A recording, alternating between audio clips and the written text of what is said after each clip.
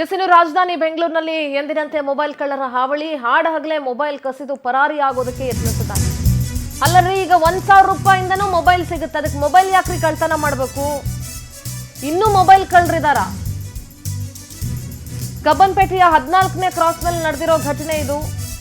ದ್ವಿಚಕ್ರ ವಾಹನದಲ್ಲಿ ಫಾಲೋ ಮಾಡ್ಕೊಂಡು ಬಂದು ದುಷ್ಕೃತ್ಯ ಎಸಗಿದ್ದಾರೆ. ಕ್ಷಣದಲ್ಲೇ ಮೊಬೈಲ್ ಕಸಿದು ಪರಾರಿಯಾಗೋದಕ್ಕೆ ವಿಫಲ ಯತ್ನ ಆಗಿದೆ. ಏಕಾಏಕಿ ಮೊಬೈಲ್ ಕಳ್ಳರು ಅಂತ ಆ ಯುವಕ ಕಿರ್ಚ್ಕೊಂಡಿದ್ದಾನೆ.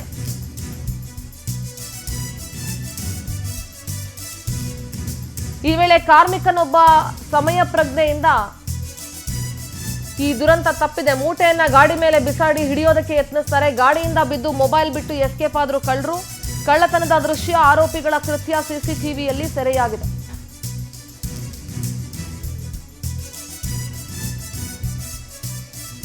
ರಾಜಧಾನಿ ಬೆಂಗಳೂರಿನಲ್ಲಿ ಮೊಬೈಲ್ ಕಳ್ಳರ ಹಾವಳಿ ದೃಶ್ಯಗಳಲ್ಲಿ ಗಮನಿಸ್ತಾ ಇದ್ದೀರಿ.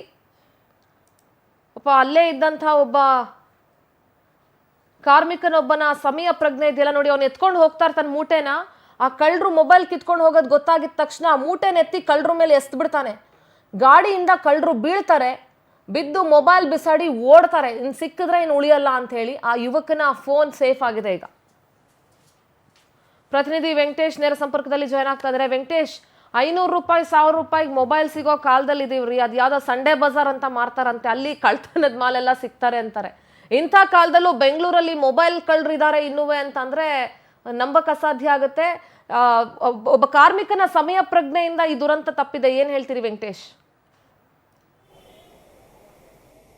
ಹೌದು ಸಿಂಧೂರ, ಯಾವುದೇ ಒಂದು ಮೊಬೈಲ್ಗಳು ಕೂಡ ಈಗ ಚೀಫ್ ರೇಟ್ಗೂ ಸಿಗುತ್ತೆ, ಕಾಸ್ಟ್ಲಿ ಮೊಬೈಲ್ಗಳು ಕೂಡ ಸಿಗುತ್ತೆ. ಆದರೆ ಮೊಬೈಲನ್ನು ಕದ್ದಂತಹ ಕಳ್ಳರು ಈಗ ಪೊಲೀಸರು ಹಿಡಿತಾರೆ ಅನ್ನೋಂಥದ್ದು ಕೂಡ ಈಗ ಗೊತ್ತಾಗಿರುವಂಥದ್ದು. ಯಾಕಂದರೆ ಪ್ರತಿನಿತ್ಯ ಕೂಡ ಒಂದಲ್ಲ ಒಂದು ಕಡೆ ಕಳ್ಳತನ ಆಗ್ತಾ ಇತ್ತು. ಆದರೆ ಈಗ ಮೊಬೈಲ್ ಕಳ್ಳತನಗಳ ಸಂಖ್ಯೆ ಕೂಡ ಕಡಿಮೆ ಆಗಿರುವಂಥದ್ದು. ಅಂತಹದ್ದೇ ಒಂದು ವಿಫಲ ಯತ್ನಕ್ಕೆ ಪ್ರಯತ್ನ ಮಾಡಿರುವಂತಹ ಘಟನೆ ಹಲಸೂರು ಗೇಟ್ ಪೊಲೀಸ್ ಠಾಣಾ ವ್ಯಾಪ್ತಿಯ ಕಬ್ಬನ್ಪೇಟೆಯಲ್ಲಿ ಆಗಿರುವಂಥದ್ದು. 14ನೇ ಕ್ರಾಸ್ನಲ್ಲಿ ಸಂಜೆ ಅಂದರೆ ಸೋಮವಾರ ಸಂಜೆ ಈತ ನಡ್ಕೊಂಡು ಬರ್ತಾ ಇರ್ತಾರೆ. ಒಬ್ಬ ವ್ಯಕ್ತಿ ಲಾಯರ್ ಅವರು ಬರ್ತಾ ಇದ್ದಂಥ ಸಂದರ್ಭದಲ್ಲಿ ದ್ವಿಚಕ್ರ ವಾಹನದಲ್ಲಿ ಫಾಲೋ ಮಾಡ್ಕೊಂಡು ಬಂದಂಥ ಇಬ್ಬರು ವ್ಯಕ್ತಿಗಳು ಕೂಡ ಅವರ ಕೈಯಲ್ಲಿದ್ದಂತಹ ಮೊಬೈಲನ್ನು ಕಸಿದು ಎಸ್ಕೇಪ್ ಆಗುವಂಥ ಪ್ರಯತ್ನವನ್ನು ಮಾಡ್ತಾರೆ.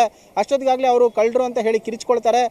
ನೋಡ್ತಾ ಇದ್ದಂತಹ ಜನ ಹಿಡಿಯೋ ಒಂದು ಪ್ರಯತ್ನವನ್ನು ಮಾಡಿದ್ರು ಕೂಡ ಅದು ಆಗೋದಿಲ್ಲ. ಆದರೆ ಅಲ್ಲೇ ಒಂದು ದೀಪಕ್ ಟೆಕ್ಸ್ಟೈಲ್ ಅನ್ನುವಂತಹ ಒಂದು ಕಾರ್ಖಾನೆಯಲ್ಲಿ ಕೆಲಸ ಮಾಡ್ತಿದ್ದಂತಹ ಬಿಹಾರ ಮೂಲದ ಯುವಕವರ್ವ ಒಂದು ಮೂಟೆಯನ್ನು ಒತ್ತಿ ತರ್ತಾ ಇರ್ತಾನೆ. ಇದನ್ನು ಗಮನಿಸಿದಂಥ ಸಂದರ್ಭದಲ್ಲಿ ತಕ್ಷಣ ಆತನ ಮೇಲೆ ಎಸಿತಾರೆ. ಅವರು ಮೊಬೈಲ್ ಮತ್ತು ಗಾಡಿಯನ್ನು ಕೆಳಗಡೆ ಬಿಟ್ಟು ಎಸ್ಕೇಪ್ ಆಗ್ತಾರೆ. ದುರಂತ ಅಂತ ಹೇಳಿದ್ರೆ ಈ ಕಳ್ಳತನ ಮಾಡೋಕ್ಕೆ ಬಂದಂತಹ ಇಬ್ಬರು ಆರೋಪಿಗಳು ಕೂಡ ತಪ್ಪಿಸ್ಕೊಂಡು ಹೋಗ್ತಾರೆ. ಸುಮಾರು 100 ಮೀಟರ್ಗಳ ಅಂತರದಲ್ಲಿ ಈ ಯುವಕ ಹೋಗಿ ಅಲ್ಲಿ ಕುಸಿದು ಬೀಳ್ತಾನೆ. ಕುಸಿದು ಬಿದ್ದಂಥ ಸಂದರ್ಭದಲ್ಲಿ ಹೃದಯಾಘಾತದಿಂದ ಆತ ಮೃತಪಡ್ತಾನೆ. ಮತ್ತೊಬ್ಬ ವ್ಯಕ್ತಿ ಏನಿದ್ದಾನೆ ಆತನನ್ನ ಏನು ಸಾರ್ವಜನಿಕರು ವಶಕ್ಕೆ ಪಡಿತಾರೆ. ಅದಾದ ಬಳಿಕ ಮೃತದೇಹವನ್ನು ಮರಣೋತ್ತರ ಪರೀಕ್ಷೆ ಮಾಡಿ ಅವರ ಕುಟುಂಬಸ್ಥರಿಗೂ ಕೂಡ ಹಸ್ತಾಂತರ ಮಾಡಿದ್ದಾರೆ. ಮತ್ತೋರ್ವ ಆರೋಪಿ ಏನಿದ್ದಾನೆ ಈತನನ್ನ ಈಗಾಗಲೇ ವಶಕ್ಕೆ ಪಡೆದು ವಿಚಾರಣೆ ಮಾಡ್ತಾ ಇರುವಂಥದ್ದು. ಮೃತ ವ್ಯಕ್ತಿ ಜುನೈದ್ ಅಂತ ಹೇಳಿ ತಿಳಿದು ಬಂದರೆ ಮತ್ತೊಬ್ಬ ಆರೋಪಿ ಅರ್ಮಾಜ್ ಅಂತ ಹೇಳಿ ತಿಳಿದು ಬಂದಿದೆ. ಇಬ್ಬರು ಕೂಡ ಶ್ರೀರಾಮ್ಪುರದ ಮೂಲದವರಾಗಿದ್ದು ಹಲವು ಕಳ್ಳತನ ಪ್ರಕರಣಗಳಲ್ಲೂ ಕೂಡ ಇದ್ರು ಭಾಗಿಯಾಗಿದ್ರು. ಸದ್ಯ ಈ ಪ್ರಕರಣಕ್ಕೆ ಸಂಬಂಧಪಟ್ಟಂತೆ ಈಗಾಗಲೇ ಅಸಹಜ ಸಾವು ಪ್ರಕರಣವನ್ನು ದಾಖಲಿಸಿಕೊಂಡಿರುವಂತಹ ಹಲಸೂರು ಗೇಟ್ ಪೊಲೀಸರು ಈಗ ತನಿಖೆಯನ್ನು ಕೂಡ ಮುಂದುವರಿಸಿರುವಂತಹದ್ದು. Sindhura, all right Venkatesh, thank you ನಿಮ್ಮೆಲ್ಲ ಡೀಟೇಲ್ಸ್ಗಾಗಿ.